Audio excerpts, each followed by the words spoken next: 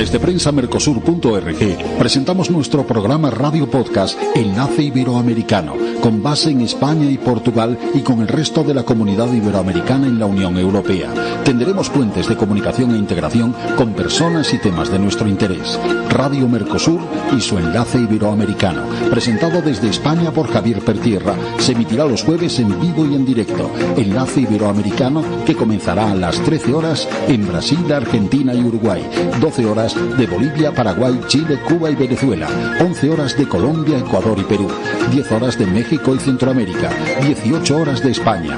Escucha Enlace Iberoamericano en la radio y podcast Mercosur de www.prensamercosur.org.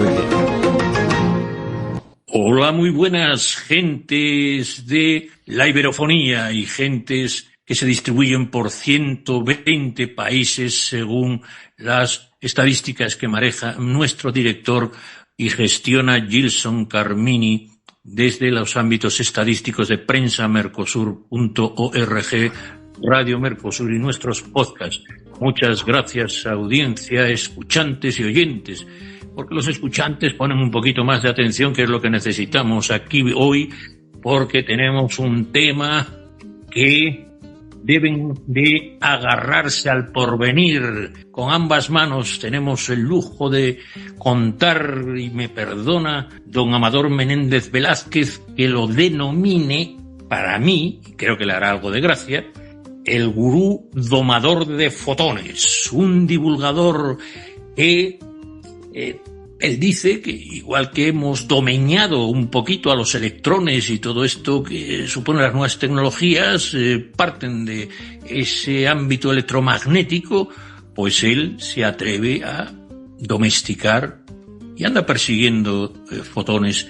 Incluso en su biografía extraordinaria, y qué maravilla tenerte aquí, querido Amador Menéndez Velázquez, presentando además varios ámbitos y varias opciones que tuviste y que has ejercido divulgativas, y hablaremos de tus programas y de tus premios de divulgación, porque no solo eres un investigador de lujo, sino que además divulgas estos conocimientos que son tan necesarios en nuestro ámbito iberoamericano. La ciencia y la tecnología, la investigación, el desarrollo y la innovación son materias que tenemos un poco, digamos, olvidadas en nuestros medios de comunicación, a mi humilde entender. Ha hablado él de historias del futuro. Vamos a hablar de historias del futuro y esas tecnologías que cambian nuestras vidas. O sea, es el título de una obra publicada por él, que fue muy premiada, y ahora paso a enumerar algunos de estos ámbitos. No solo es usted, Amador, licenciado y doctor en química y currículum es brillante, que puede generar energía solar. Solo de leerlo a mí se me iluminaron los fotones de los ojitos. Y de las usted estuvo nada menos que en el MIT, en el Instituto Tecnológico de Massachusetts. Fue parte del equipo, repito, porque usted, por eso le digo yo que es seguidor de fotones, fue parte del equipo de este instituto que batió el récord mundial de eficiencia en la captura solar.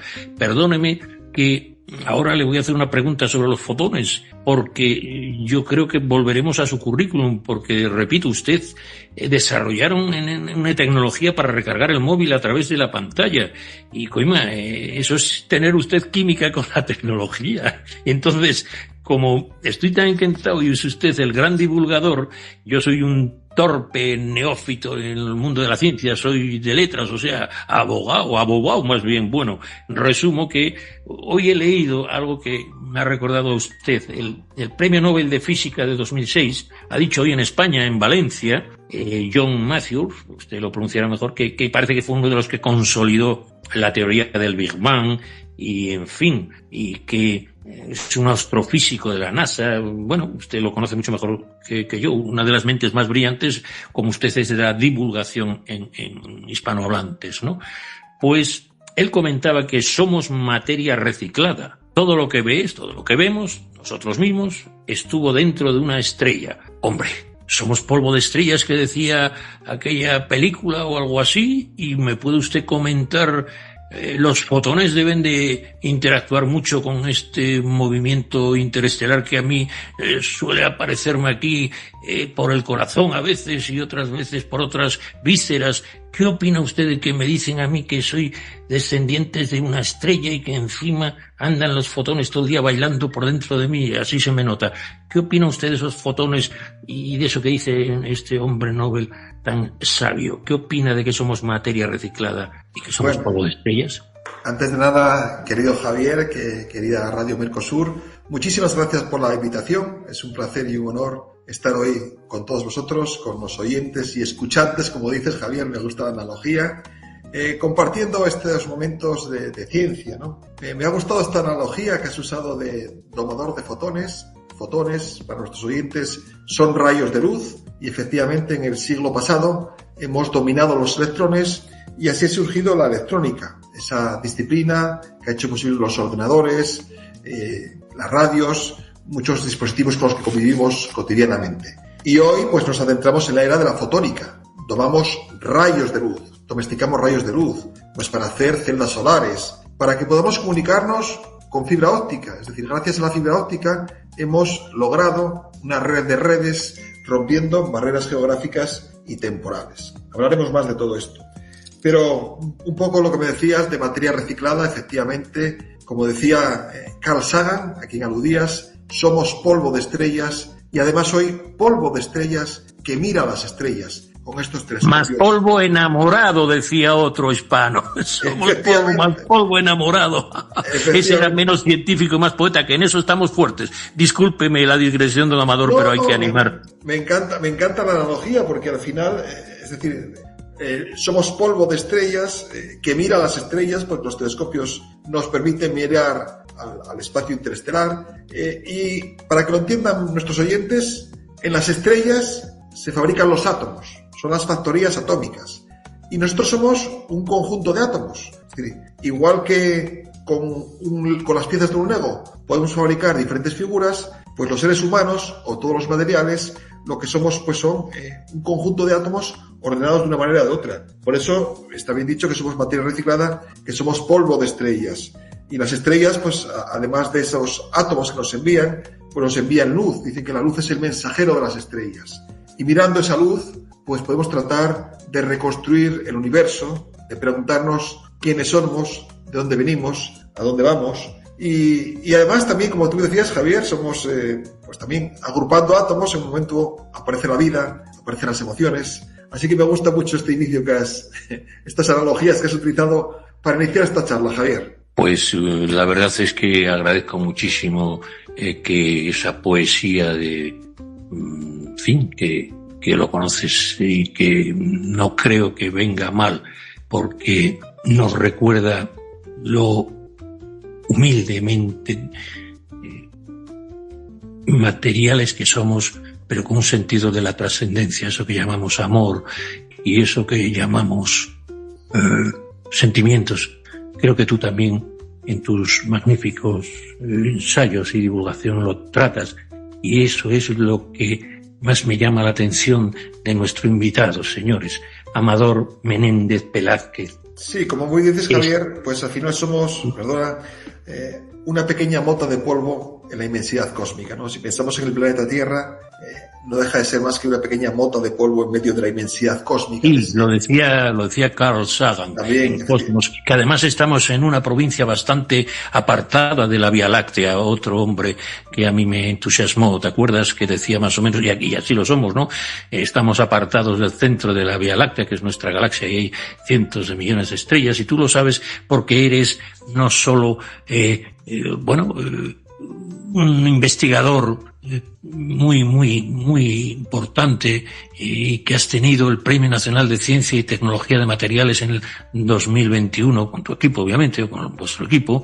Has recibido el Premio Nacional de Arquitectura Avanzada en el 2018 en la modalidad de innovación, señores. Tienes la placa de honor de la Asociación Española de Científicos en el 2023 y, por no ser excesivamente pesado y en fin, no cargar a su humildad de mi soberbia, pues esta labor de investigación, repito, se acompaña con estos galardones de divulgación como que usted ha ganado el año en curso, en el 2025, y le felicito honestamente.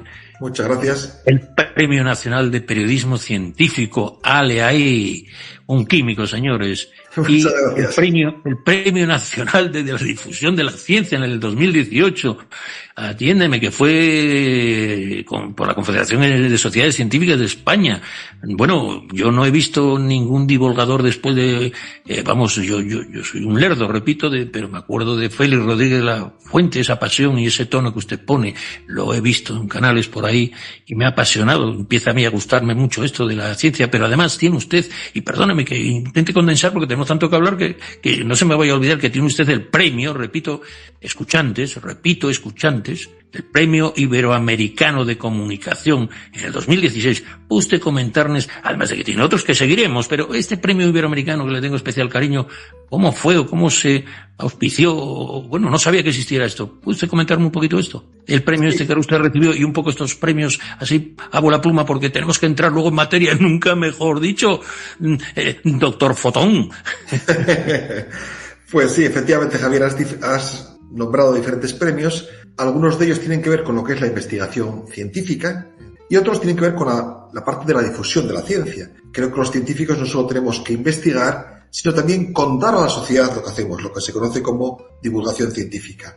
Y es en ese contexto donde se me concedió pues, el Premio Iberoamericano de Comunicación. Es un premio que concede ASICOM, Asociación Iberoamericana de la Comunicación. Y con buen criterio desde mi punto de vista, ellos por comunicación hablan en el más amplio sentido de la palabra. Es decir, se puede comunicar pues, con una novela, que sería lo más obvio, a través de la literatura, pero se puede comunicar con la música, con el arte, o se puede comunicar también la ciencia. Entonces ellos engloban diferentes disciplinas y he tenido el honor pues, que un año han decidido darme ese premio por la labor de difusión de la ciencia. Al final, la ciencia tiene su lenguaje críptico, un lenguaje para especialistas. Entonces, la labor del divulgador científico es tratar de acercar a la sociedad esos conocimientos de forma didáctica, pero sin perder el rigor científico. Eso es el objetivo de la divulgación científica. Y bueno, pues ha sido un honor, ya que estamos hablando hoy de esto, que Iberoamérica, la Asociación Iberoamericana de la Comunicación, me concediese ese premio.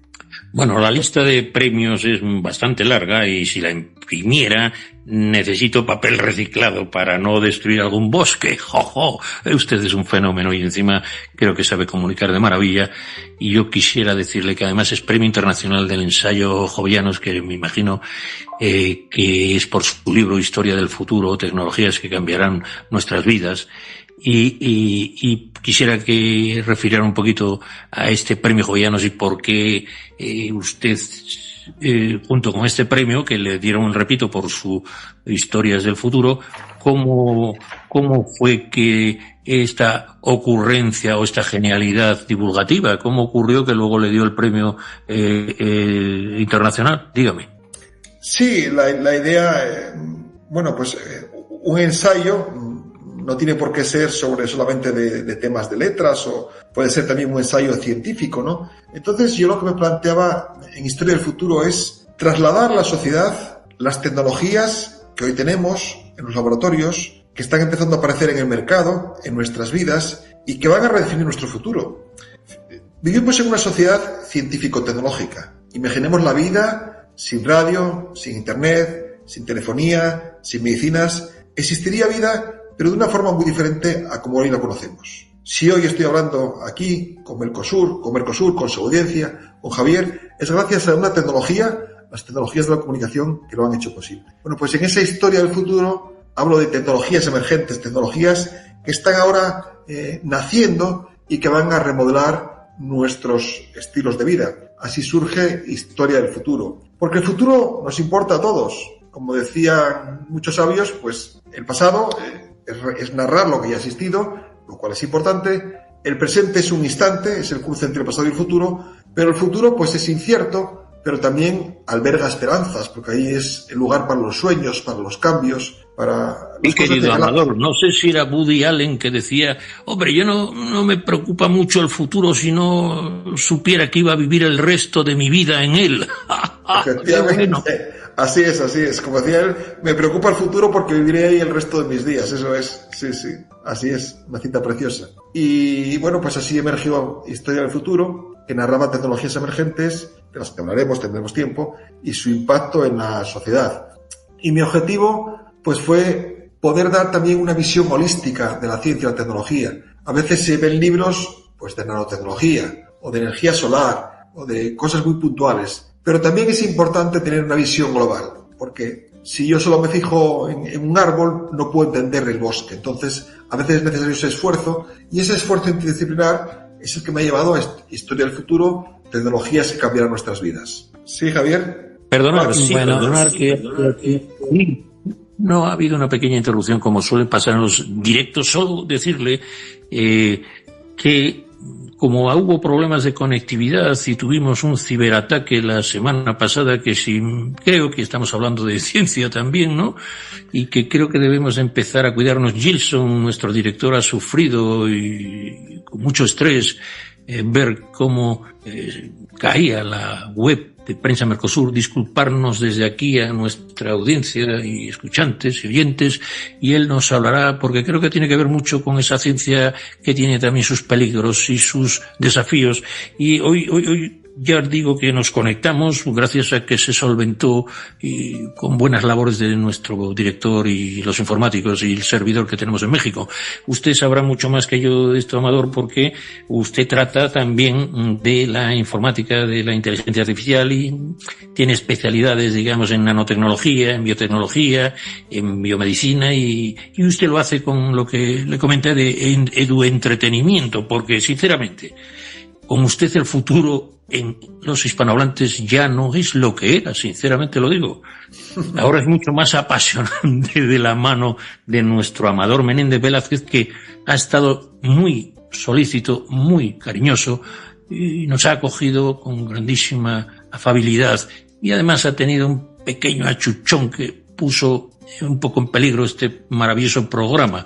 Yo quisiera entrar ya, repito, en materia fotónica, y usted señala en la sinopsis del libro de Historia del Futuro, que repito, se trata sobre tecnologías que cambian nuestras vidas, el subtítulo, digámoslo así, don Amador, ¿no es así? Así es. Más o menos, ¿no? Vale. Así es. Pues usted no solo habla de tecnología, sino que también habla de otros ámbitos humanísticos que hablaremos. Usted habla al principio de un planeta reinventado, qué maravilla, del mono o prehomínido también africano al Homo technologicus. ¿Puede usted traducirme eso? Sí, no podemos olvidar que la evolución ha sido así, y que incluso hasta hace pocos años pues no éramos cazadores que vivíamos en la selva y teníamos un estilo de vida muy diferente al que hoy tenemos, y que nos enfrentábamos al león y teníamos las de perder, y sin embargo hoy somos la especie dominante. Eso ha sido gracias a la tecnología. La tecnología nos ha hecho poderosos. La tecnología ha hecho del mundo un lugar interconectado. La tecnología ha hecho posible que en poco más de un siglo se duplicase la esperanza de vida. Es decir, a día de hoy, bueno, pues una persona de 80 años ya la consideramos, hasta voy a decir, relativamente joven, porque la sé con muy buena salud. Pues hace un siglo la esperanza de vida era mucho más pequeña. Eso es gracias a la tecnología.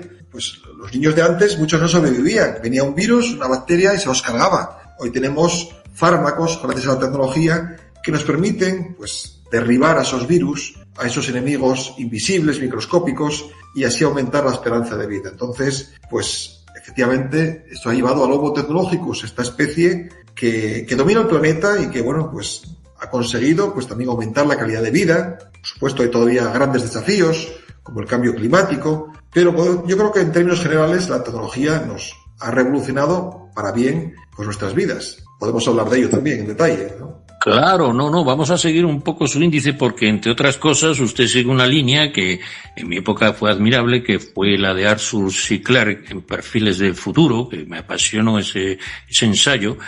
Arthur Clarke, que fue también, como usted, un guionista de aquella maravillosa película de Moonwatcher, el que miraba la luna, Monolito, donde ese prehomínido descubre la herramienta y él señala que esa herramienta que inventó un prehomínido nos acabó inventando de alguna manera el Homo sapiens sapiens. Me gustaría que hicieras un poco más este recorrido, porque creo que si el futuro fuera una película o nos montáramos un relato que dicen ahora los sabios, ese relato, Amador, para mí tú serías un guionista maravilloso, asesor técnico y probablemente también un productor de contenidos y ejecutivo, porque no sé dónde sacas el tiempo, sinceramente, porque ahora te estoy conociendo. Si me disculpas, quisiera que hablaras todavía un poco más de lo que supuso esto que tú dices. Si salen varios leones con hambre y varios humanos con hambre, es probablemente que somáticamente, biológicamente, tengamos las de perder. ¿Puedes hacer un poco más hincapié en ese, llamemos, desafío que supuso la invención de la tecnología, para que nuestros oyentes entren en materia y comprendan la importancia que tú dices del Homo tecnológico, por favor? Sí, y en esta transición de esos homínidos o prehomínidos al Homo sapiens y luego al Homo tecnologicus, una cosa muy importante que me gusta contar a los oyentes fue la aparición del fuego. El fuego nos ha hecho humanos, nos puede sorprender, pero así es. Cuando no teníamos fuego, pues teníamos dentro de lo que es la cabeza mucho espacio lo ocupaban las mandíbulas. Necesitábamos mandíbulas grandes para digerir los alimentos. Y además consumía mucha energía. Cuando se inventó el fuego, se pudo disminuir el tamaño de las mandíbulas y dejarlo para alojar neuronas, para ese cerebro en crecimiento. Y además gastamos mucho menos energía en las digestiones que pudo ir al cerebro. Fijaros lo apasionante. El cerebro ocupa el 2% del espacio de peso corporal, pero aproximadamente supone el 20% del gasto energético. Ser inteligente es muy costoso en términos energéticos. Bien, pues cuando pudimos cocinar los alimentos, pudimos dejar más espacio para las mandíbulas. Perdóneme que sea tan soberbio, pero es que quiero acompasarlo para que vean que no soy tan ignorante como parezco y tan pretencioso. Usted acaba de decir que cuando cocinamos, hay un libro maravilloso de un español, Faustino Cordón, de Cocinar hizo el hombre, que lo conocerás mejor que yo. Ahí yo además tengo alguna vinculación gastronómica. ¿Puede usted hacer ese, llamémosle, recorrido sobre el fuego, la cocina y esto que señala Faustino Cordón, que lo hará mucho mejor que yo, por favor? Bueno, sí, como decía, la clave está en el que al cocinar gastamos mucho menos energía en digerir los alimentos, y ese exceso de energía puede ir para ese crecimiento neuronal, que tenemos 85.000 millones de neuronas. Eso es algo realmente inédito, y eso nos permite, pues, cuando esas neuronas dialogan entre sí, pues permite que pensemos, que creemos, que inventemos la tecnología que hemos tenido, ¿no? Entonces, bueno, pues las diferentes tipos de cocinas, de comidas, bueno, responden más a nuestros hábitos gastronómicos, nuestros gustos, pero la clave, como digo, ha sido poder conseguir energía para ese cerebro. Es decir, el cerebro es muy costoso en términos energéticos. No se lo pudieron permitir otras especies. Nosotros fuimos capaces de la invención del fuego, a evolucionar esa especie con 85.000 millones de neuronas que constantemente dialogan entre sí a través de la sinapsis. Y de ese diálogo neuronal emergen nuestros pensamientos, nuestros sentimientos o esta conversación que ahora tenemos. Y gracias a esas neuronas también emerge la creatividad, la inteligencia, y fue así como pudimos inventar dispositivos tecnológicos. Hoy en día, si me encuentro con un león en la selva, yo tengo una escopeta, es tecnología que me permite defenderme, incluso asustarlo, sin falta de matarlo. La tecnología ha hecho posible que hoy podamos estar comunicándonos miles de kilómetros de distancia. Y la tecnología ha hecho posible, pues, que esa esperanza de vida, como decía, se multiplique. También tiene su lado negativo, porque nada es perfecto. Pero yo siempre digo que los científicos tenemos que desarrollar tecnología, es nuestra obligación, y la sociedad tenemos que hacer un uso responsable de la tecnología y no un abuso. Pues me parece excelente, y ahora sigamos su guión. ¿Por qué habla usted de la inmensidad de lo mínimo cuando habla de la tecnología en su libro? ¿Por qué es tan importante para nuestro porvenir la nanotecnología, por favor? Sí, efectivamente hablo de la inmensidad de lo mínimo para recrear precisamente esa idea, es decir, que en lo más pequeño se está gestando una gran revolución tecnológica. Como decía antes, todos y todos estamos hechos de átomos que son como las piezas de un Lego. Entonces, en función de cómo agrupo los átomos, obtengo materiales con propiedades diferentes, materiales a la carta. Hasta ahora solo disponíamos de los materiales que nos brindaba la naturaleza. Ahora, gracias a la nanotecnología, tenemos como un Lego molecular. Podemos fabricar materiales a la carta con propiedades controladas para fines específicos. Por ejemplo, materiales para atrapar eficientemente la radiación solar, como antes comentabas. La nanotecnología nos abre un abanico de posibilidades en muchos aspectos, en el mundo de las comunicaciones, en el mundo de la salud humana, en el mundo de las energías. Por eso de ahí la necesidad de lo mínimo. Si quieres, podemos ahora hablar de aplicaciones específicas, ¿no? Pero la idea es esa. Sí, comentas, de la importancia que va a tener la nanomedicina y la miniaturización y el servicio de la salud humana, estos nanofármacos, o como quieras llamarlo, que no sé si me explicas a nuestra audiencia. Me haces un favor, porque a mí hasta se me traba la lengua con estos palabras. Lo has dicho muy bien, Javier.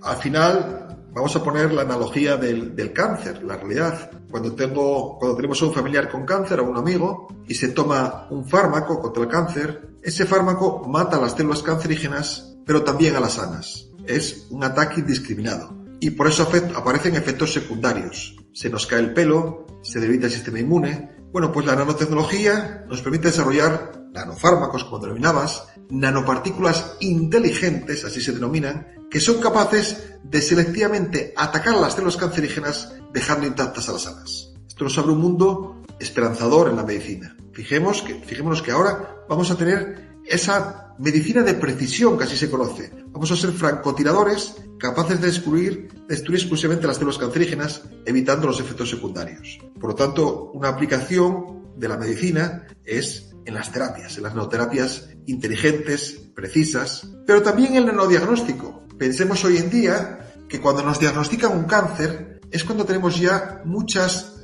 células patógenas, muchas células atacadas. Si pudiésemos detectar el cáncer en sus estadios iniciales, sería mucho más fácil de combatir. Bueno, pues que la nanotecnología es posible un nanodiagnóstico en los estadios tempranos de la enfermedad, cuando todavía puede ser fácilmente combatida. Esto supone una doble revolución. Por una parte, una mejora grandísima en la calidad de vida del paciente y una enfermedad que se podrá remitir pronto. Pero además, un alivio económico para el sistema sanitario de los países. Es mucho más fácil prevenir que curar. Si yo puedo detectar enfermedades en los estadios iniciales, con un diagnóstico preciso, puedo curarlas de una forma eficiente y económica. Sin embargo, si tengo ya una enfermedad en estadio avanzado, es mucho más difícil de curar y además requiere mucho más recursos económicos. Esto es algo importante porque tenemos que tener en cuenta que la medicina en cualquier parte del mundo tiene siempre, como todo, recursos limitados. Y usted luego aborda la biomimética, tecnologías inspiradas en la naturaleza, que también nos puede comentar qué hilación tiene en su libro realmente apasionante, sinceramente, de Historia del Futuro. Sí, como muy bien comentabas, Javier, pues te gustaba hablar de la evolución, y si realmente queremos inspirarnos, podemos fijarnos en la naturaleza. Hace 13.800 millones de años que apareció ese Big Bang, esa gran explosión. Entonces la naturaleza ha ido evolucionando y es maestra, tenemos que aprender de ella. Si nos fijamos en detalles del mundo animal, del mundo vegetal, hay ideas que podemos aplicar a nuestras vidas. Eso es la biomimética, tecnologías inspiradas en la vida. Por ejemplo, hoy se habla de medicina regenerativa. Queremos que un paciente al que se le dañe la médula espinal la podamos regenerar, es decir, es como reparar. Es como si imaginemos una médula espinal que tiene un trozo dañado, pues yo es como que pongo un pegamento que lo cura. Eso es la medicina regenerativa. Puedo volver a regenerar ese hueso dañado, esa médula espinal. Y esto podemos inspirarnos en el mundo animal. Si a una salamandra le arranco una pata, automáticamente la regenera. Eso es un ejemplo de regeneración extrema, fantástico, que no ocurre en el ser humano. Si me arrancan un brazo, me quedo sin él. Puedo regenerar pequeñas partes del cuerpo, pero no como lo hace una salamandra. Bueno, pues hoy se está intentando avanzar en medicinas regenerativas, que en el futuro pueda reparar un trozo de un órgano, de un miembro, inspirándome, por ejemplo, en las salamandras, en la naturaleza, inspirándome en la vida. Sí, curiosamente, usted lo comentaba, que ya en cierto sentido hay una inmortalidad genética, pero también hay animales como la medusa, etcétera, que abrazan esa longevidad o casi inmortalidad regenerativa. Pero perdóneme que dentro de lo que usted sí ha aprendido mucho escuchándolo con eso que usted ganó hace poco, que volveremos yo a la carga con la ventana del futuro, etcétera, todavía tenemos premios por recorrer en su periplo y su semblanza. Hablo de periplo vital, científico y divulgativo. Pues don Armando, con vuestro permiso, mi amigo Roberto, que debe estar por Ciudad de México, ahora ya no hay que decir México DF, como saben nuestra audiencia, don Roberto Ceballos, que siempre es tan afable y que es un hombre de largo recorrido cultural, turístico y de relaciones, ¿puede señalar algo ante este divulgador científico que tenemos de lujo, que no sé cómo nos atrevemos a traer a un hombre que sabe tanto de estos temas y nosotros somos, yo, tan palurdos? Muy buenos días desde la Ciudad de México. Un fuerte abrazo al auditorio, a nuestro director Gilson, a Carlos Castañeda, obviamente, mi líder Javier Pertierra. Pero, doctor Amador, aquí estamos en México, muy atentos a su plática, a este libro, al tema del futuro, a la nanotecnología. Casualmente acabo de salir del hospital de una laparoscopía y fue maravilloso, todo un éxito, y sí, pude darme cuenta del avance de la medicina en los hospitales de alta gama. Pero, pregunta, también este país se está convulsionando porque tenemos un señor que se llama Jaime Maussan, que habla de extraterrestres y de una burbuja metálica que cayó del cielo en Argentina, etcétera. Yo sé que estoy fuera de contexto, pero es parte de una nativa veracruzaneidad que me caracteriza. ¿Qué hay de cierto en la inteligencia de otros planetas? ¿Qué hay de cierto en la influencia que pudo haber llegado de otros mundos? Esa es una pregunta. Bueno, pues encantado de saludarte, Roberto, saludar a México. A día de hoy, en este universo en expansión, en este universo tan grande que conocemos, sabemos que hay vida en la Tierra. No hemos encontrado vida en otros lugares, lo cual no quiere decir que no la haya. Pero los requisitos para que haya vida son muy complejos. Nosotros estamos a una distancia del Sol que es ni demasiado lejos ni demasiado cerca. Si estuviésemos demasiado cerca, la temperatura sería tan elevada que no podríamos vivir los seres humanos. Y si estuviésemos muy lejos, pues sería demasiado frío. Otros planetas del sistema solar tienen unas temperaturas extremas que no son aptas para la vida, ¿no? Entonces, es muy complicado que se den las condiciones de que exista vida, pero aún más de que la vida sea inteligente. Es decir, quizás si en un futuro descubrimos vida en otros planetas, sea vida en sistemas primitivos, lo que puede ser una bacteria o un virus. Para que sea vida inteligente, aún tienen que darse condiciones mucho más específicas y es muy complicado. Por lo tanto, yo creo que hablar hoy de la influencia de la vida extraterrestre es, permítame que lo diga, ¿no?, desde mi opinión, en cierto modo atrevido, porque no tenemos ninguna prueba de que exista vida extraterrestre, pero mucho menos que sea inteligente, lo cual es muy complicado, ¿no? Don Amador, había gente que dudaba de si había vida después del nacimiento para algunos, que pues que en este mundo tan a veces históricamente tan cruel, tan desalmado, tan bestial, nunca mejor dicho, decir que hay vida inteligente y llamarnos Homo sapiens sapiens teniendo a nuestras espaldas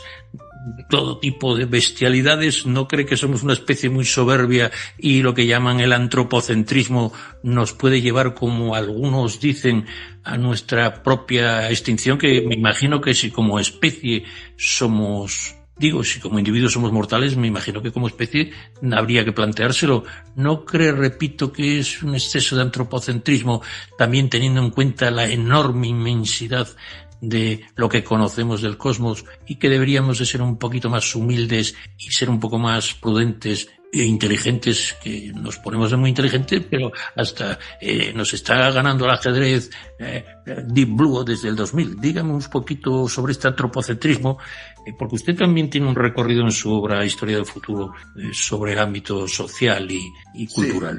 Sí, me encanta la reflexión, Javier, que comparto plenamente. Somos inteligentes y al mismo tiempo estúpidos. Somos la única especie del mundo animal que es capaz de matar a los miembros de la misma especie. Es decir, el ego nos puede, como muy bien lo definías.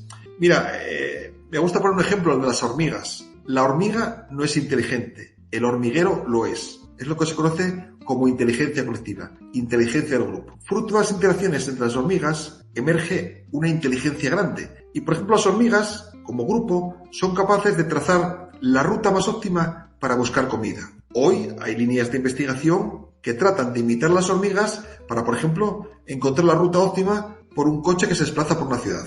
Eso se inspira en la inteligencia colectiva de las hormigas. Entonces la hormiga es un ejemplo de inteligencia colectiva y también de altruismo, porque la hormiga es capaz de sacrificarse por el resto. ¿Qué ocurre? Que los humanos también hemos sido un poco hormigas cuando, por ejemplo, vino el COVID. Hemos unido esfuerzos y en un tiempo récord hemos creado una vacuna contra ese terrible coronavirus. Y la gente, me acuerdo que en aquel entonces me preguntaba, ¿y esto va a seguir así? Y yo decía, pues creo que no, que volverán a seguir nuestros egos y tristemente el mundo está viviendo ahora una de las épocas más convulsas, ¿no? Pues estamos con unos tremendos egos, con unas tensiones geopolíticas, con unas guerras en las que nunca hay ganador. Entonces comparto contigo que esta especie tan inteligente también a veces no usa muy bien esa inteligencia. Pues don Amador ha solicitado la palabra. Don Roberto, luego pasaremos a Roma, que ha sido galardonada con la paz de América Latina, con el símbolo de la paz, y ella nos hablará que ha recogido también fue embajadora de la palabra en España. Después hablaremos en portuñol de la mano de nuestro director, así que yo ahora paso la palabra a nuestros corresponsales y a algunos más que tenemos también en Colombia y en algún otro sitio. Don Roberto, está usted pidiendo la palabra, disculpe, pero me encanta aprender algo divulgativo científicamente, porque ya le digo que los de derecho somos muy torpes y todavía sumamos con los dedos. Dígame, don Roberto. Coincido con el comentario del doctor, y obviamente que fue la respuesta a tu acertada pregunta de lo difícil que somos como especie humana. Pero doctor, una pregunta más, no fuera de contexto, pero con mucha curiosidad. En el futuro, ¿usted cree que podamos vivir en armonía alguna vez? Pues una pregunta muy interesante. Honestamente, lo veo complicado porque nuestros egos salen a relucir. El caso de las hormigas es un ejemplo precioso, porque la hormiga individual no es inteligente. Entonces no le queda más remedio que unirse al grupo para que el grupo tenga inteligencia. Nunca veremos una hormiga sola se muere. Entonces ella sabe que el secreto está en el grupo. Pero los humanos cada día tenemos nuevos egos, es decir, hoy en día hay numerosas guerras entre países donde no tienen ganador. Entonces yo creo que, como bien decía Javier, esa ambición, ese ego nos puede. Por eso yo soy un poco pesimista sobre vivir en armonía. De vez en cuando, pues ante grandes problemas como el cambio climático, firmamos un acuerdo, al poco tiempo países dicen yo me salgo del acuerdo. Es decir, no somos capaces de coordinarnos, de estrechar las manos y de mirar por el interés común. Entonces ahí siento de la mala noticia, pero soy un poco escéptico. Creo que nos va a costar encontrar esa armonía. Pues muchas gracias. Y doña Roma Moreira, desde, me imagino, ya regresada de un magnífico viaje a Argentina, que está usted en esa bella ciudad llamada la Perla del Pacífico, de Ecuador. Dígame, doña Roma Moreira, dígamelos, doñita. ¿Cómo les va? Bueno, un gusto saludarlos ya desde Guayaquil, Ecuador. Así que mi paso por Argentina, pues bueno, fue por un galardón que me dieron, la Gaviota de Plata cultural, bueno, que como todos sabemos la dan en Chile, y pensé que al principio, bueno, era una broma, porque yo no canto, pero bueno, fue un gusto estar allá, un país maravilloso, y bueno, ya estoy acá en mi bello Ecuador también, y gracias por la invitación y por poder estar escuchando al doctor Amador Méndez. Bienvenido, muy buenas referencias de lo que está haciendo esta tecnología en nosotros, ¿no? Y en base a eso quiero hacerle una pregunta. En términos de IA, ¿vamos hacia un futuro con máquinas inteligentes o quizás vamos a ser humanos cada vez más automatizados? Bueno, esa es mi pregunta que quisiera que nos ayude, nos oriente a poder comprender qué es lo que va a pasar en un futuro, ¿no? Además, dejo una frasecita de mi nuevo libro que se llama Lo dijo Rogna, que quizás también usted me pueda orientar en eso, porque yo pongo, quizás algún día tengamos que apagar la tecnología, y será sin duda la era de los idiotas. Bueno, un gusto conocerlo. Bueno, pues Roma, un gusto conocerle también, y enhorabuena por ese merecido galardón. O sea, que un honor estar aquí charlando. Muchas gracias. Sí. Sin duda que algún día tendremos que apagar la tecnología, pero bueno, voy a reflexionar un poco sobre lo que me preguntabas sobre la inteligencia artificial, ¿no? Porque sobre la inteligencia artificial hoy en día, pues efectivamente es un tópico candente, pero también se está viviendo pues una especie de... se está sobreexagerando su potencial. A mí me gusta decir que estamos viviendo una burbuja de la inteligencia artificial. Entonces creo que eso es interesante, o es importante entenderlo, para luego conocer su trascendencia. Lo voy a explicar. Hoy tenemos un coche, el coche autónomo de Google, que conduce mejor que el ser humano. La mayoría de los accidentes de tráfico son por un error humano, un despiste, no se entra el sueño. El coche autónomo de Google lo hace mejor que el ser humano. Tenemos un ordenador ya hace tiempo que nos ganó al juego del ajedrez. El ordenador de IBM ganó a Kasparov, al mejor jugador de todos los tiempos de ajedrez. En aquel momento, entonces, el ordenador derrotó al ser humano. Tenemos hoy máquinas, la máquina AlphaGo de Google, que es capaz de derrotar al campeón mundial de Go. Pero fijaros, estas máquinas solo saben hacer una cosa específica: jugar al ajedrez, jugar al Go o conducir un coche. Es lo que se conoce inteligencia artificial estrecha. Máquinas muy buenas para una tarea específica. Pero estamos muy lejos y creo que nunca llegaremos a la inteligencia artificial general. Una máquina que iguala o supera al ser humano en todas sus actividades cognitivas. Esa máquina sabe ganar al ajedrez, pero no sabe hacer nada más. Hay intentos de desarrollar máquinas que igualen o superen al ser humano en todas sus capacidades. Y lo que hacen para ello es tratar de inspirarse en el cerebro humano. Pero si no se conoce gran cosa del cerebro, difícilmente haremos una máquina que lo iguale o que lo supere. Además, nunca lo entenderemos del todo porque somos parte del misterio. Entonces, en definitiva, mi opinión y la de grandes expertos es que en este siglo viviremos grandes avances en inteligencia artificial estrecha, pero estamos muy lejos de una inteligencia artificial general. En ese sentido, esos escenarios a veces que nos dibujan de un robot que coge el control y destruye a la humanidad no serán así. Por lo tanto, como muy bien dices, pues la máquina pues sí que puede ser un buen acompañante, y si lo sabemos utilizar bien, pues puede ser un acompañante que de alguna forma ayude al ser humano. Hoy tenemos máquinas de inteligencia artificial que diagnostican una enfermedad mejor que el médico. Imaginemos una máquina de inteligencia artificial viendo radiografías, que además aprende de la experiencia, lo que se conoce como machine learning. Pues esa máquina es capaz de detectar una anomalía que un doctor no es capaz de discernir. Bueno, pues en ese sentido esa máquina es muy buena como neurodiagnóstico y podemos utilizarla acompañando al médico, no sustituyéndolo. Entonces, en ese sentido, Ronma, mi opinión es que si sabemos usarla, la inteligencia artificial tiene muchas cosas positivas, pero es mi opinión y me gustaría oír la tuya o compartir esta conversación. No, excelente, muchísimas gracias. Roma quiero, si me... Romna. Romna, ¿cómo? Perdone. Romna. Sí, R-O-M-N-A, Romna, ¿bien? Así es. Pues le voy a pedir un enorme favor. Dígame. Usted nos ha deleitado con una poesía maravillosa no ha tanto tiempo.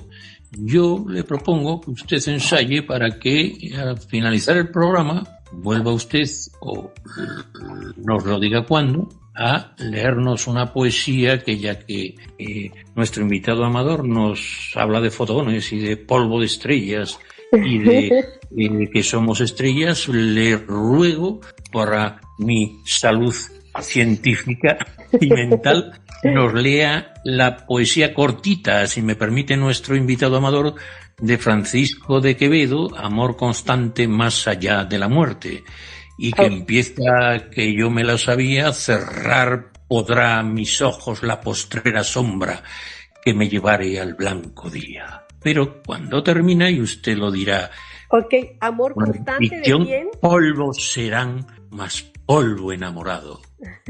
¿De Eso quién? le ruego de uno de los mejores escritores de hispanohablantes, Francisco de Quevedo. Okay. Yo se lo envío y le ruego un ensayo.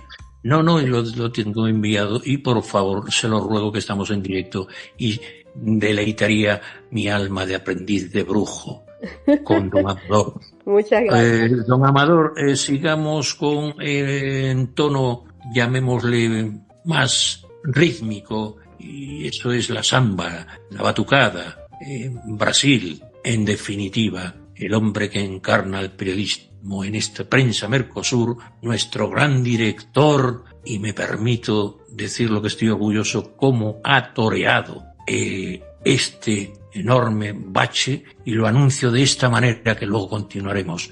Va a entrar el héroe que derrotó al oso ruso con un ciberataque. Quiero que explique eso y mire lo que le digo. Bueno, mi querido hermano, ¿qué tal? Bueno, estoy acá riendo, ojalá que los rusos no escuchen nuevamente y digan, bueno, entonces vamos a atacar otra vez, ¿no? Y deje todo jodido. Bueno, primeramente quería felicitar a nuestro querido invitado, ¿no? Don Amador.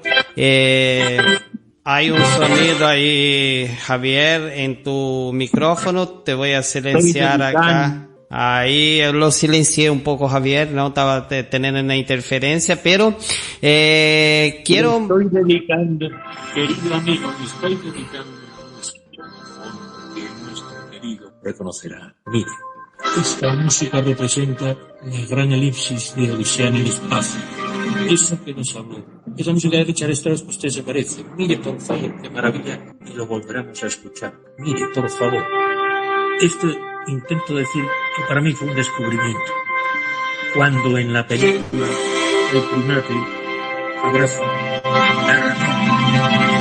pues me atrevo, ya que estamos en directo improvisando, a presentarlo a usted con esta música, porque ha sido un héroe, sinceramente. ¿Puede contarnos un poco la anécdota del ciberataque? Porque vamos a tener que sufrir muchos de esos.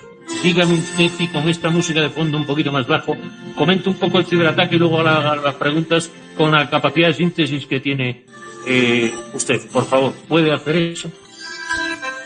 Claro que sí, mi querido hermano, claro que sí. Estamos acá ya recuperándonos, ¿no? La verdad empezó el viernes con algunos ataques de fuerza bruta, ¿no? Que se dice que cuando se tiene varios robocitos acessando al mismo tiempo al site, lo que hace con que él se colapse llegando un tiempo, ¿no? Entonces nosotros empezamos con ese ataque a partir del día viernes y realmente el domingo la cosa se empeoró y hemos quedado 2 días fuera del aire, ¿no? El lunes y el martes, y recién ayer pudimos estar de vuelta nuevamente ahí con la prensa Mercosur.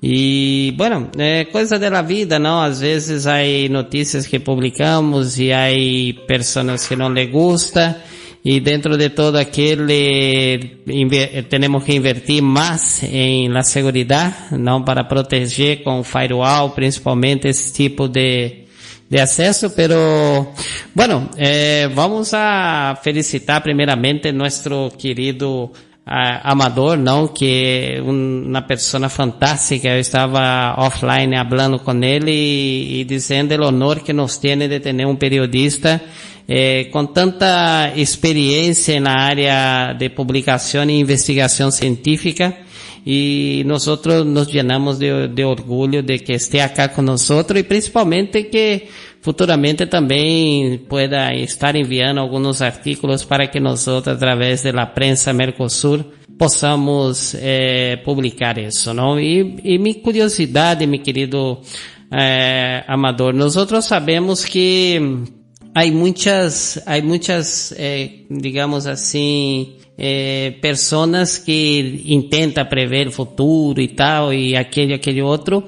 Y salió, ¿no? Que todo lo que tú nos está comentando parece que hace parte de un libro de Walter Mercado, esa Nomi, ¿no? Que son videntes que siempre traen información, que ellos hablan exactamente de una descubierta que ya se tiene hasta 2030 para acabar con el cáncer, ¿no? Entonces que el cáncer están con los días contados, y la inmortalidad de las personas, ¿no? Porque justamente nosotros vamos a tener dentro de nuestro cuerpo células, nanocélulas que serán capaces de restablecerse de acuerdo con las otras que se van morrendo, ¿no?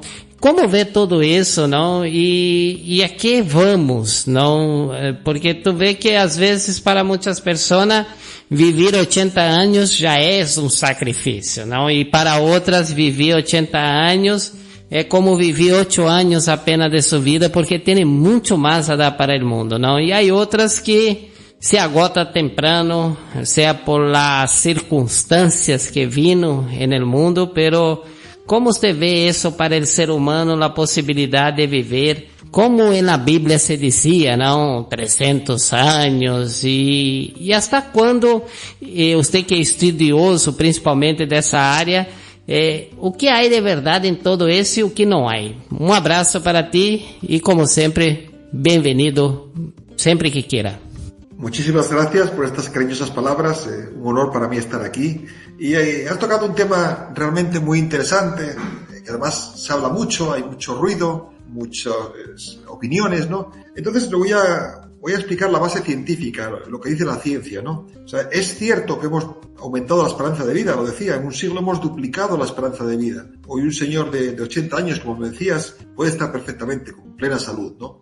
Yo creo que la muerte es biológicamente inevitable, es decir, moriremos. Eso es así, por mucho que algunos hablen de inmortalidad. Lo que sí es conseguido alargar la esperanza de vida. Y ahora el objetivo de la ciencia es lo que se llama envejecimiento saludable. Por ejemplo, me gusta la frase de una científica española que dice, María Blasco, que dice, morir joven a los 120 años. No se trata de añadir solamente años a la vida, sino vida a los años. Es lo que tratamos. Es decir, que si yo vivo 120 años, que sí que muchos científicos acuerdan que puede ser una esperanza de vida razonable en un futuro no muy lejano, pues que yo pueda llegar hasta el final con una calidad de vida plena. Ese es el gran objetivo, porque si yo vivo 120 años, pero los últimos 50 años de mi vida soy dependiente, tengo Alzheimer, no puedo caminar, pues eso no es vivir, honestamente. Entonces, una línea de investigación activa es lo que se llama envejecimiento saludable. Añadir no solo años a la vida y vida a los años. Y lo que parece ser es que esa cifra, 120 años, es una cifra que se puede alcanzar, que se alcanzará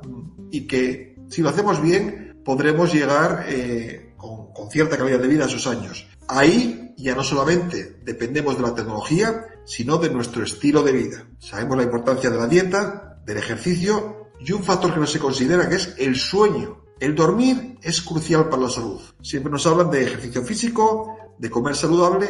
El sueño, el dormir es crucial para la salud. Cuando yo salgo al exterior, mis células, mi ADN se dañan. Durante el sueño se produce la reparación molecular. Durante mi vida, durante el día, el cerebro acumula proteínas tóxicas que se eliminan durante el sueño. Proteínas tóxicas ligadas a enfermedades como el Alzheimer, que nos roban nuestra identidad. Entonces, es como una ciudad. Durante la noche funcionan los servicios de limpieza. Pues durante el sueño se eliminan proteínas tóxicas. Hoy en día tenemos déficit de sueño. Hay una epidemia mundial del sueño. No dormimos lo suficiente. A mí me gusta decir que en esta sociedad actual, por el día estamos medio dormidos, por la noche medio despiertos. Eso tiene consecuencias nefastas para la salud. Por lo tanto, añado este apunte. Necesitamos cuidar las horas de sueño, el dormir de forma adecuada, saludable, para preservar la salud. Entonces, respondiendo a tu pregunta, creo que no somos inmortales, pero que si nos lo proponemos, podremos llegar en un plazo relativamente cercano a que el ser humano tenga una esperanza de vida de 120 años y con calidad de vida. Esa es mi opinión y la de una gran parte de la comunidad científica.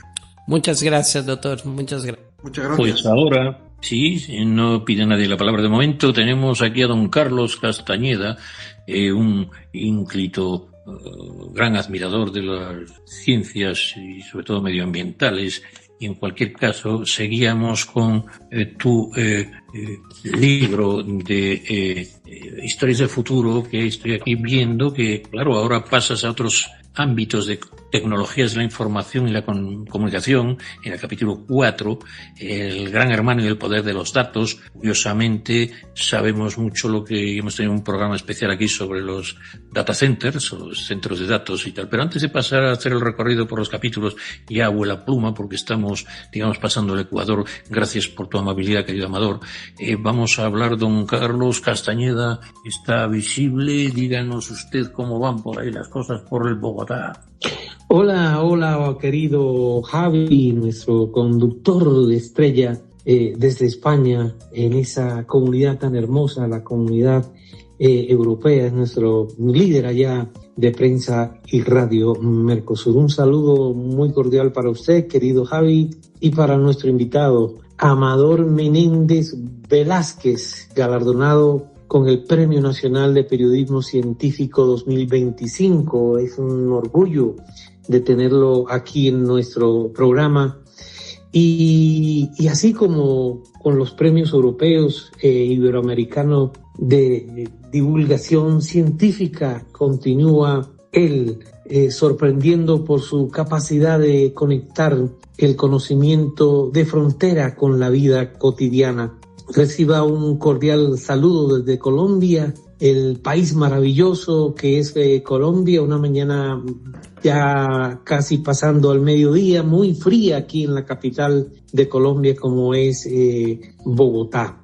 A usted lo conocen como el domador de fotones. Quisiera que nos explicara cómo es ese remoquete, pero también quiero exaltarlo en algunas cuestiones de su vida, desde el Centro Tecnológico Idonial, donde usted lidera proyectos de innovación. Usted es un científico español, despliega su mirada sobre las tecnologías emergentes que ya están transformando el presente.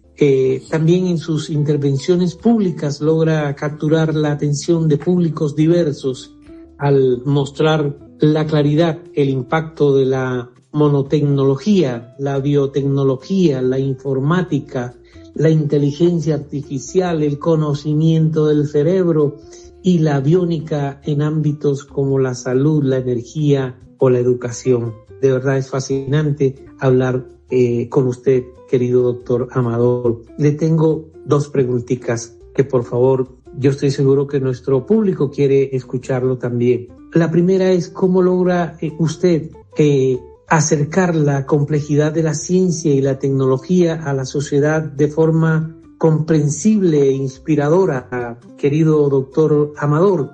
Y la última, ¿de qué manera las tecnologías emergentes que investiga Amador Menéndez, están transformando ámbitos claves como la salud, la energía y la educación, que ya lo dije anteriormente? Un abrazo desde acá de Bogotá y voy a estar expectante a su respuesta.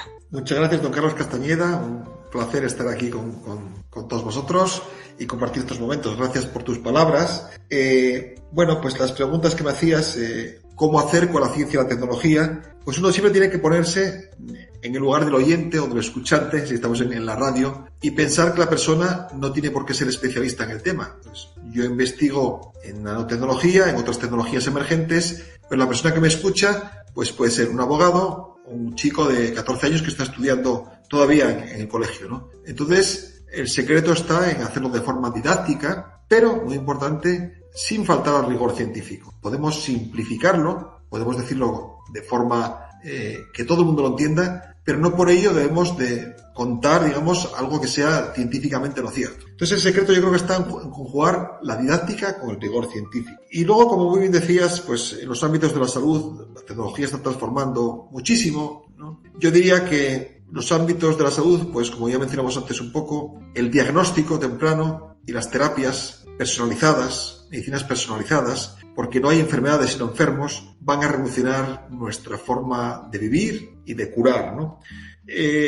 Cuando hablamos de cáncer, pues en realidad el cáncer, hay muchos tipos de cáncer y luego cada persona tiene uno específico. Pues todos tenemos un genoma, el libro de la vida. Si pudiésemos conocer ese libro de la vida personal, podríamos dar a la persona ese fármaco específico que funciona para ella, pero no también para el vecino. Eso es la medicina personalizada que va a marcar una revolución. Y en los ámbitos de la energía, pues también la tecnología va a suponer una auténtica revolución. Ya que me llamabas domador de fotones y también Javier, con mucho cariño, me gusta esa calificación, lo que hacemos es saber dominar la luz. Y por ejemplo, la energía solar es una de las energías más prometedoras. Permitidme que os dé un dato. Una sola hora de sol bastaría para abastecer las demandas energéticas de la humanidad durante todo un año. Fijaros, si fuésemos capaces de atrapar toda la radiación que nos manda el sol, una hora de sol, un año de consumo energético de la humanidad. El problema es que hoy en día, con las tecnologías que tenemos, solo capturamos un poquito. Por eso, lo que buscamos los científicos es desarrollar materiales, tecnologías, celdas solares más eficientes, como la que hicimos hace unos años en MIT, que mencionaba Javier, que lo que hacemos es lograr coger muchos más fotones, ser más eficientes, ¿no? Y entonces en ese sentido, pues vamos a poder disponer en el futuro de una energía gratuita, pues la del sol, y descentralizada, porque hoy en día otras fuentes energéticas, como el petróleo, pues son propiedad de determinados países, y eso ha llevado a numerosas guerras. El poder de la energía, el poder de las fuentes de energía ha sido el origen de numerosas guerras. Entonces, y también el origen de tensiones geopolíticas. Si pudiésemos disponer de una energía descentralizada y gratuita y universal como es el sol, pues eso, por una parte, nos proporcionará energía, pero por otra parte va a aliviar tensiones geopolíticas que existen, ¿no? Entonces la tecnología pues puede contribuir, por ejemplo, a eso, a hacer la energía solar una realidad desarrollando dispositivos mucho más eficientes. Un poco, esa es la respuesta. No sé si quieres comentar algo más a tus preguntas. Pues muchas gracias. Vamos a seguir, no a la velocidad de la luz, que tiene que explicarme por qué parece ser que es la única constante del universo. Vaya cosa más rara, 300.000 kilómetros por segundo. ¡Qué ocurrencia!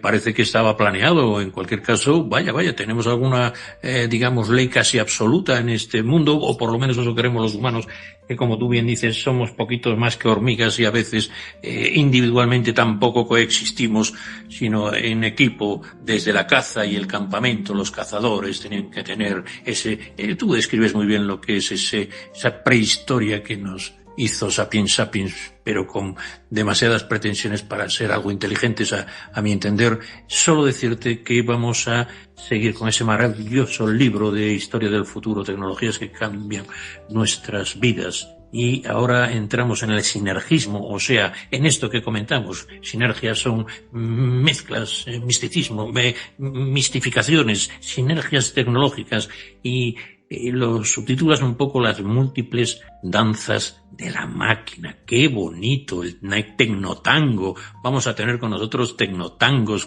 todavía falta nuestro argentino y otras personas.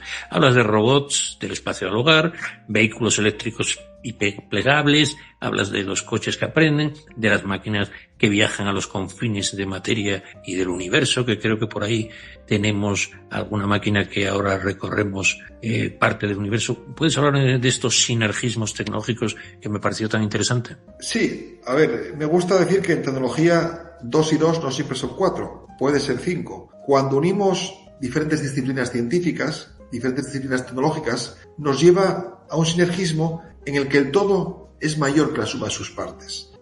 Antes lo contaba, el ejemplo de la materia viva, de las hormigas. La hormiga no es inteligente, pero el conjunto sí lo es. Eso es un sinergismo, un todo que es mayor que la suma de sus partes. Entonces, por sinergismo tecnológico me refiero a que podemos unir diferentes disciplinas científicas. La nanotecnología es una de ellas, la biotecnología es la ingeniería de la vida, está la informática, la inteligencia artificial, la neurociencia, la ciencia del cerebro. Entonces, cuando logramos unir diferentes disciplinas científicas, logramos un sinergismo en el que el todo es mayor que la suma de sus partes. Y mi opinión es que los grandes retos de nuestra era, como la salud humana o el cambio climático, requieren esa aproximación multidisciplinar, ese sinergismo. Por poner un ejemplo, y sin entrar en detalles, las vacunas del COVID utilizan 2 tecnologías, nanotecnología y biotecnología. Cualquiera de ellos por separado no sería suficiente. La biotecnología es el ARN, esa molécula de la vida, y la nanotecnología es la nanocápsula que lo protege. Bueno, pues el sinergismo es un poco el poder también del grupo cuando consideramos diferentes tecnologías, querido Javier. Creo que, más que nunca, científicos de diferentes disciplinas tenemos que unirnos para afrontar los grandes retos de la humanidad. Pues para eso contamos con personas jóvenes, sabias, y que reúnen esa pasión por comunicar que se salta por sus poros. Y usted tiene en todos sus genes esa fórmula cuántica del amor que seguro que conoces, porque cuando usted dice que el todo, que el sistema es mayor que la suma de sus partes, está definiendo la iberofonía que debemos de conseguir para que nos demos cuenta de que somos átomos individuales que necesitamos, a través de la lengua, que es la sangre del espíritu cultural, histórico, afable que tenemos, podamos recuperar lo mejor de nuestras intenciones y de nuestras construcciones como hormiguitas cósmicas. Pues perdóneme las transgresiones poéticas, pero estoy esperando a nuestra poetisa y le comento que usted En el séptimo, ya, pues prepárese, pero no hay prisa, todavía vamos hacia la singularidad, el capítulo 7 de nuestro maestro Amador Menéndez, doctor Amador Menéndez, admirado y querido de verdad, Amador Menéndez. Uno ya sabe cuando ha tenido varias entrevistas con quien está tratando. Y le digo, esa inteligencia artificial y máquinas superinteligentes, esa inteligencia colectiva de un superorganismo planetario, esa disrupción, automatización y desempleo, y esa conciencia social que usted pone, que habla incluso de que debe haber renta social y que debe de haber un componente que esta disrupción se salve socialmente. Aquí estoy mirándolo. Perdóneme que no podemos tratar, para eso está el libro que usted lo tiene en Amazon y puede ser descargado hacia audiolibros o libros digitales, o sea, puede viajar a la velocidad de la luz y corríjame si me equivoco, en cualquier caso, ¿vamos hacia esa singularidad o viene ella hacia nosotros? Sí, yo creo que vamos hacia esa singularidad. Y cuando hablo de esto, por singularidad me refiero a que ya no podemos hablar de revolución, es algo mucho más. Es decir, la nanotecnología en sí mismo puede ser una revolución, la biotecnología otra revolución, pero cuando unimos diferentes disciplinas científicas, eso va a velocidad de vértigo. Eso es lo que se llama singularidad tecnológica. Como dice el director de Google, en el siglo XXI no viviremos 100 años de progreso tecnológico, sino miles de años. Es decir, la tecnología avanza a velocidad de vértigo. Y así es. ¿Y por qué es? Porque combinamos diferentes disciplinas. Cuando se unen fuerzas, ingenieros, químicos, biólogos, pues podemos hacer cosas fantásticas, pues como, por ejemplo, la impresión 3D. Hoy sabemos que yo puedo dibujar un objeto en el ordenador y decirle imprime, y me imprime el objeto en 3 dimensiones. Pero si eso lo unimos a las tecnologías de la comunicación, podemos hacer mucho más. Y pongo el ejemplo de lo que se hizo hace unos años en la Estación Espacial Internacional. Desde Houston, desde la NASA, se diseñó un objeto, se le dijo imprimir y en la estación espacial se imprimió una pieza. Y esto es algo que va a ser necesario si queremos apostar por la carrera espacial. Si un día vamos a la Luna, a Marte, si volvemos a la Luna, si queremos hacer una colonia humana, no podemos tener un taller para ir por piezas de repuesto, pero sí podemos diseñarlas en la Tierra y darle al botón de imprimir. Eso es el sinergismo tecnológico, el unir dos disciplinas, como en este caso la impresión 3D y las telecomunicaciones.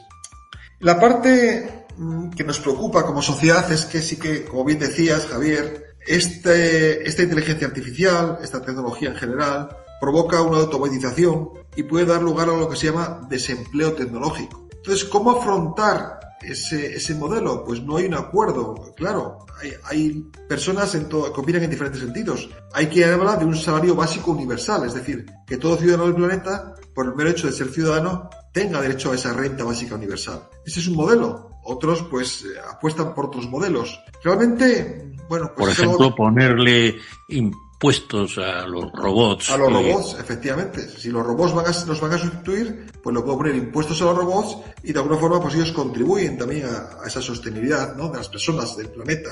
En definitiva, es un mundo que, pues lógicamente, la tecnología redefine el mundo y va a redefinir nuestros estilos de vida y la sociedad tendrá que adaptarse, lógicamente, ¿no? Pero también, muchas veces, las diferentes revoluciones industriales nos han enseñado de que no se destruyen puestos, sino que se cambian puestos. Es decir, hoy en día, pues por ejemplo, con la agricultura ya no tenemos, gracias a las máquinas, no tenemos ya esa figura del campesino haciendo un duro trabajo físico en el campo, sino que se lo puede remediar con un tractor o con diferentes máquinas. Bueno, pues en el futuro pues tendremos que ir quizás desplazándonos a tareas más intelectuales, porque lo que a las máquinas les va a faltar siempre es esa creatividad que tiene el ser humano. Recordemos, máquinas inteligentes para tareas muy específicas. Inteligencia artificial estrecha. Estamos lejos de la inteligencia artificial general. La inteligencia artificial general eres tú, querido oyente. Eres el único que puede hablar ahora de esto, por la noche conducir, por la noche cocinar y por la mañana conducir un coche. Entonces el secreto, yo creo, en esta era, como bien dices, Javier, del sinergismo tecnológico, es cuando nos dicen el hombre o la máquina. El secreto es los dos, el hombre y la máquina. Encontrar la armonía entre los dos y que la máquina esté al servicio del ser humano y no el ser humano al servicio de la máquina. Pues sabias palabras, sensatas, prudentes, y comentabas que la singularidad puede ser algo más que disrupción, más que revolución, y debemos de, como decimos por estos lares, agarrarnos los machos, porque temo recordar que hace un par de días he leído que En fin, no sé si es Elon Musk o algunos que comenta que son casi como estas posibles alteraciones, digamos, de la inteligencia artificial con otros cyborgs, etcétera, que pueden ser como alienígenas, ¿no? Porque, como bien decía Carl Sagan, es difícil que estemos solos en este universo, tanto metro cuadrado y tanto año luz para tan poca inteligencia. Yo creo que debemos de reconocer como especie que puede que de momento estemos solos porque las distancias son insalvables. De la misma manera que no hace tanto tiempo había un continente que era, luego fue denominado América, que no teníamos conocimiento de unos de otros y otros de los unos porque hace 40.000 años o aproximadamente el estrecho de Bering fue inundado por la desglaciación. ¿Y qué ocurrió? Que pues quedamos aislados y no sabíamos que teníamos especies de descendientes, hermanos, pero que los desconocíamos. Esto hace antes de ayer. La nadería, cuando hablamos de parsecs y años luz, de 500 años aproximadamente, no sabíamos que teníamos especies aquí al ladito y que además, por ejemplo, no conocían la escritura, no conocían la rueda y tenían, sin embargo, otras grandes virtudes, como es el calendario maya, que definía mejor el año solar que nosotros. En fin, ¿qué intento decirle con esto, don Amador, desde mi ignorancia, pero con ganas de aprender, después de mayor muriendo y aprendiendo, que dicen? Muriendo y aprendiendo, le digo, don Amador, que es cierto que esa disrupción de la singularidad sería como si nos visitaran alienígenas. O sea, no podemos prever ese escenario y insisto en esto porque creo que va a ser uno de los grandes retos y de las grandes divisiones políticas y sociales que va a tener, con las que va a tener que lidiar, y disculpe el taurino, la humanidad y sobre todo nuestra cultura iberoamericana, que le espera un esplendoroso porvenir en el siglo en curso. Dígame, insisto, ¿qué opina de esa singularidad tan... Sí, creo, comparto tu opinión, Javier, que dices que, como dices, el símil taurino me gusta, tenemos que aprender a lidiar con ella, ¿no? La tecnología va más rápido que nuestra capacidad para adaptarnos a ella. Y voy a poner un ejemplo. El coche de Google es un coche autónomo capaz de circular sin conductor, o que el conductor sea un pasajero más. Yo me siento en el coche de Google y le digo, llévame de Madrid a Barcelona, ya que está y en España, ¿no? Y el coche de Google automáticamente conduce. Yo puedo ir leyendo el periódico y no hay ningún problema. Bueno, pues este coche de Google, que hoy circula por las calles de California, durante un tiempo circuló sin volante, porque ¿para qué queremos volantes si el coche autónomo se autoconduce? Pero las personas no nos atrevíamos a subirnos a ese coche. Decíamos, yo no me atrevo a subirme a un coche que no tenga volante. Quiero que tenga volante para que en un momento dado yo pueda cogerlo si lo veo necesario. Entonces, el coche de Google o Google puso volante al coche. O sea que el coche autónomo de Google se autoconduce, pero tiene volante por si en un momento dado la persona, el ocupante, quiere coger el control. Eso es un ejemplo de lo que comentas. La tecnología va tan rápido que el ser humano no es capaz de asimilar, no puede entender que pueda meterse en un coche sin volante. Quiere tener la posibilidad, por lo menos, de en un momento dado tocar el volante. Bueno, eso puede parecer una tontería, pero ha planteado dilemas. Cuando Google tenía coche sin volante, decía, si el coche de Google tuviese un accidente, la culpa es del coche de Google. Pero ahora dice, si el coche de Google tiene un volante y tiene un accidente, habrá que ver, la culpa quizás sea del conductor. Y ahí hay ahora una especie de vacío legal, ¿no? Entonces, como muy dices, tenemos que prepararnos, la tecnología va rápido, nuestra capacidad de asimilarlo no tanto, y el derecho y las leyes van muy por detrás. Ya que tú eres un experto en el mundo del derecho, Javier, te comento también la analogía, ¿no? Se plantea el siguiente escenario, ¿no? Con los coches autónomos, autoconducidos. En teoría, cuando todos los coches sean autónomos, imaginemos un escenario hipotético del mundo donde todos los coches sean autónomos, autoconducidos. En teoría, digamos, no habría accidentes porque ese coche no se duerme, no tiene sueño, no está borracho. Pero habrá un momento en esa transición donde coexistan coches autoconducidos y coches tripulados por personas. Entonces, querido Javier, imaginemos el siguiente escenario. Yo voy en el coche de Google y de repente un coche tripulado por una persona viene enfrente. ¿Qué hace el coche de Google? Pues tiene que evitar el choque frontal. nos lo dicen las campañas de tráfico. Ese es el peor choque, el más mortal. Entonces tiene dos opciones: pegar un volantazo a la izquierda, estrellarse contra un muro y matar a la persona que va adentro, o pegar un volantazo a la derecha y se sube a una acera y mata a 10 niños. Es lo que llaman el dilema del coche autónomo. Es decir, el coche autónomo evita el choque frontal y tiene que hacer dos cosas, o tiene dos alternativas: pegar un volantazo a la mano izquierda y chocar contra un muro, matar al ocupante; pegar un volantazo a mano derecha, mata a 10 niños, está en una acera, pero se salva al ocupante del coche. ¿Qué debe hacer el coche de Google? Dejo la pregunta. No sé si quieres opinar, Javier, o contesto yo directamente. Conteste usted y yo diría, con ese adagio jurídico, sabios doctores tiene la santa jurisprudencia que lo sabrán interpretar. Yo soy un palurdo también. Cuando uno sabe poco de una cosa se da cuenta que sabe menos de lo que pensaba.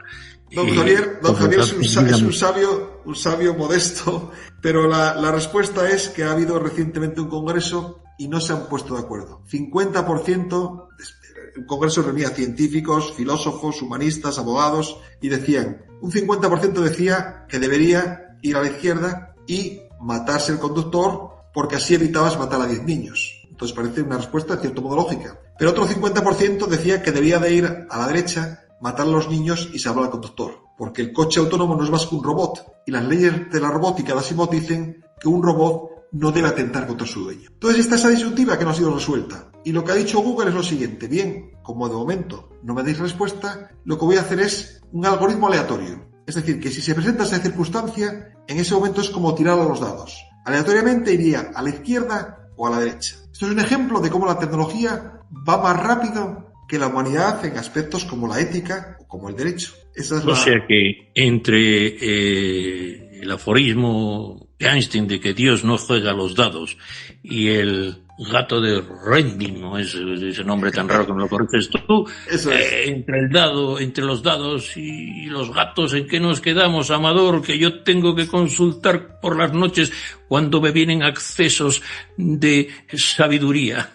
Pues parece que nos quedamos con esa incertidumbre. Efectivamente, el gato está muerto y está vivo, y jugamos a los dados para ver por dónde tirar. Y es que si lo planteamos, si lo pensamos, o sea, esa encuesta, ese congreso donde llegaron al 50%, todos tienen su parte de razón. Es decir, parece lógico que el coche se estrelle contra el muro para no matar a 10 niños. Pero por otra parte también parece lógico que yo como comprador, voy a comprar un coche autónomo que es capaz de atentar contra mi vida. Entonces las dos partes tienen parte de razón y parte de no razón, ¿no? Creo que es una pregunta muy difícil de contestar y que de hecho en un congreso de expertos no se ha contestado. Por eso pues aquí tenemos una pregunta de don Hernán Sabater, que está pidiendo la mano porque acaba de llegar apurado de algún gestión, y entonces don Hernán Sabater, siempre con ese tono afable, que es compatriota porque tiene lo que sabemos como doble nacionalidad, dígame qué sugiere o pregunta a nuestro admirado Amador. Dígame, por favor, don Hernán Sabater. Muy buenos días, señor Menéndez Velázquez. Un saludo desde Buenos Aires. Quería preguntarle qué papel juega la biotecnología en la medicina personalizada. ¿Llegaremos a editar genes como quien edita una foto, por ejemplo? Muy buenas, don Hernán. Encantado de saludarle. Pues efectivamente la biotecnología está avanzando a pasos agigantados. Pues hace no mucho fuimos capaces de leer el genoma humano. El genoma es el libro de la vida, ¿no? Ahí están instrucciones para fabricar cada ser vivo del planeta. En aquel entonces éramos espectadores, éramos lectores del genoma. Hoy somos ya editores de la vida. Existen tecnologías como la tecnología CRISPR, de edición genética de alta precisión, que permite reescribir el genoma humano y corregir genes defectuosos causantes de diferentes enfermedades. Disculpa, Amador, en todo no puedes estar porque ni siquiera los sabios como tú quisiera rendir un homenaje a un científico español como tú, investigador, que inició el camino a esa tecnología CRISPR. ¿Puedes comentar algo y luego seguimos? Porque creo que nuestra cultura debe de animar a esa investigación de vanguardia. Creo que no estoy muy mal diciendo esto que digo, pero corrígeme, y algo, por lo menos yo, algo de oídas tengo leído. Sí, un científico español, Francisco Mojica, fue la persona, de hecho, que dio nombre a la tecnología CRISPR, y él se inspiró o se dio cuenta cómo los virus y las bacterias se pegan entre sí, se pelean, y entonces ahí descubrió lo que es el germen de esa tecnología CRISPR de edición genética. Es decir, fijándose en organismos vivos, en esos virus y bacterias, dijo, hombre, aquí hay unas repeticiones de genes, que ya por eso llamó CRISPR, que tiene que ver con repeticiones, y luego pues, otros científicos supieron ver el potencial y decir, esto entonces, la clave es la clave para reescribir el libro de la vida y, pues, por ejemplo, eso, corregir genes defectuosos, cambiar el genoma de las plantas, reescribirlo para que, por ejemplo, sean resistentes a plagas o al cambio climático. Esto es un problema grandísimo. El hambre es un problema en el mundo y en lugares como Asia, donde dependen de plantaciones de arroz, si un año, pues, cambian las condiciones climatológicas o viene una plaga, pues supone muchísima hambre. Pues si esas plantas se pueden modificar genéticamente para hacer que sean resistentes a ese determinado patógeno, que sean resistentes a las lluvias, al cambio climático, eso va a suponer una revolución para garantizar la alimentación a nivel mundial. Entonces, querido Hernán, creo que la biotecnología, es decir, la posibilidad de reescribir el libro de la vida, pues abre un abanico de enormes oportunidades en campos como la salud humana, como la alimentación, y que nos permite mirar al futuro con esperanza. Por supuesto, también hay que tener precaución, porque editar el libro de la vida tiene también sus connotaciones éticas. Pues estamos ya en la recta, haciendo el sprint que soléis hacer también los científicos. Tú tienes cara de atleta, Coima. En cualquier caso, tenemos a doñita Paola Castañeda, que creo que está en la capital de la salsa. Doñita Paola, por favor, vamos deprisa ya.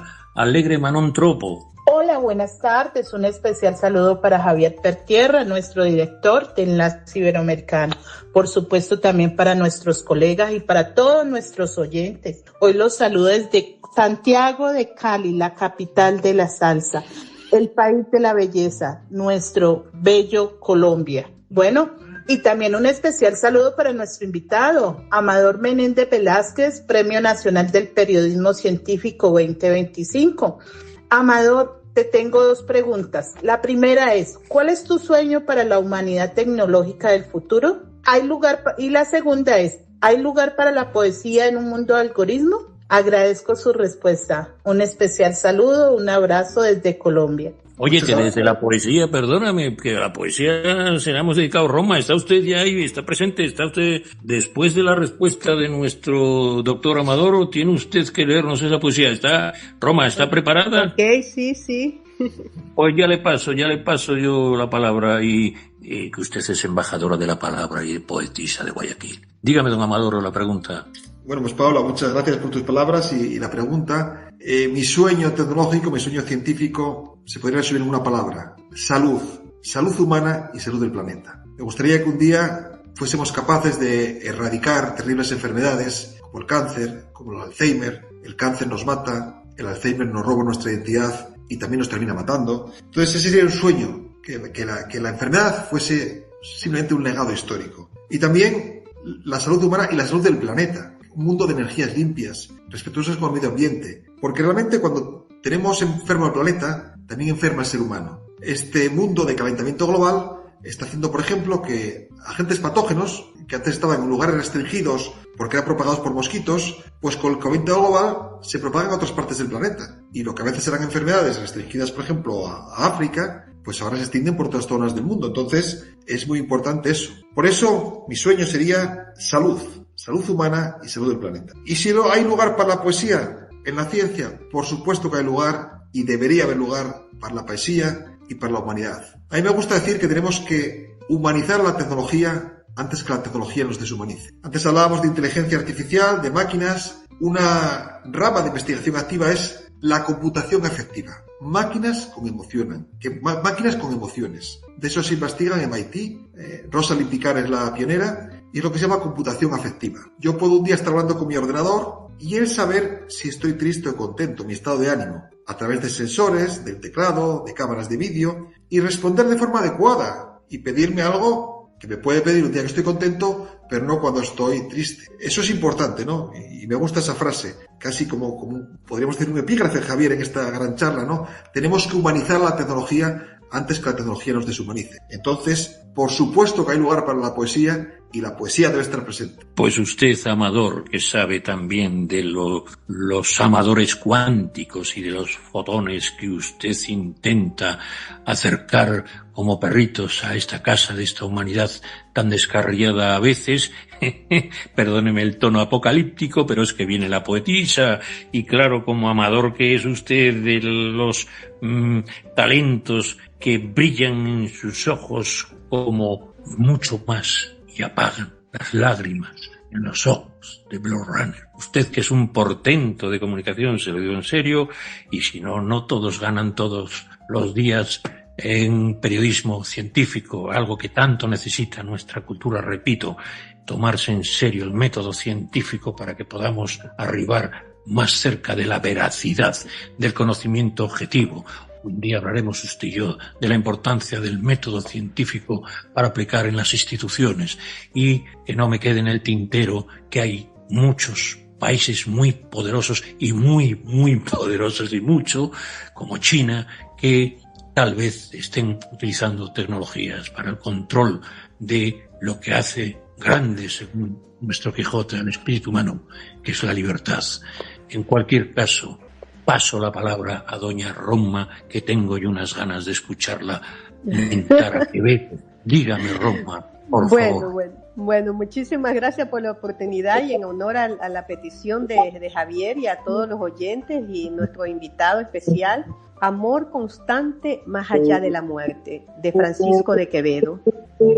Cerrar podrá mis ojos la postrera sombra que me llevara el blanco día, y podrá desatar esta alma mía ora su afán ansioso lisonjera, mas no de otra parte en la ribera dejará la memoria en donde ardía. Nadar sabe mi llama el agua fría, y perder el respeto a ley severa. Alma, a quien todo un dios prisión ha sido, venas que humor a tanto fuego ha dado, médulas que han gloriosamente ardido, su cuerpo dejará no su cuidado, serán ceniza, mas tendrá sentido, polvo serán, mas polvo enamorado. Muchas gracias y un gusto.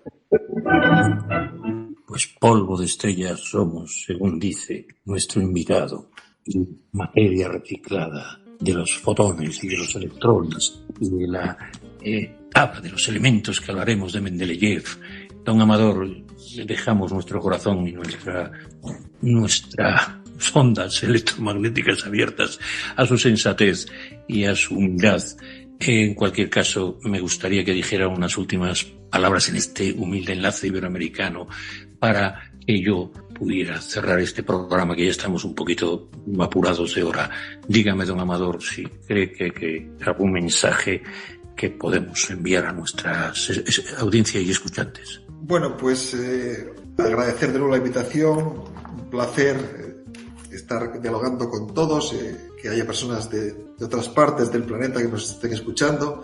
Y bueno, pues yo creo que la tecnología ha redefinido nuestras formas de vida, la sigue redefiniendo, y la tecnología seguirá avanzando. Entonces yo creo que hay dos retos, ¿no? Como mensaje final. Como científicos tenemos que hacer avanzar la tecnología. Como sociedad tenemos que hacer un uso responsable de la tecnología. Tenemos que hacer un uso y no un abuso. Porque es cierto que la tecnología nos ofrece oportunidades para el progreso, pero también nos ofrece oportunidades para hacer cosas malas. Es decir, la pólvora puede usarse para hacer carreteras y túneles o para matar personas. Entonces, el mensaje final es: hagamos un uso responsable de la tecnología, porque de la tecnología depende la prosperidad humana y del planeta. Y también, en lo que antes mencionaba, tenemos que humanizar la tecnología antes que la tecnología nos deshumanice.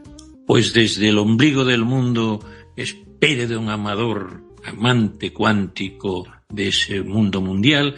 Creo que don Roberto levanta la patita virtual y querrá decirnos algo siempre de ánimo. Dígame, don Roberto. Don Roberto, un privilegio escucharlo. Muy atento. El auditorio aquí en este país ha estado con muchísimas preguntas. Una de ellas, doctor, hoy tenemos, ayer y antier tuvimos el privilegio de tener a una invitada que la semana pasada nos acompañó, también engalanó nuestro programa, la doctora Susana Fernández, líder en franquicias y algún premio también en Europa.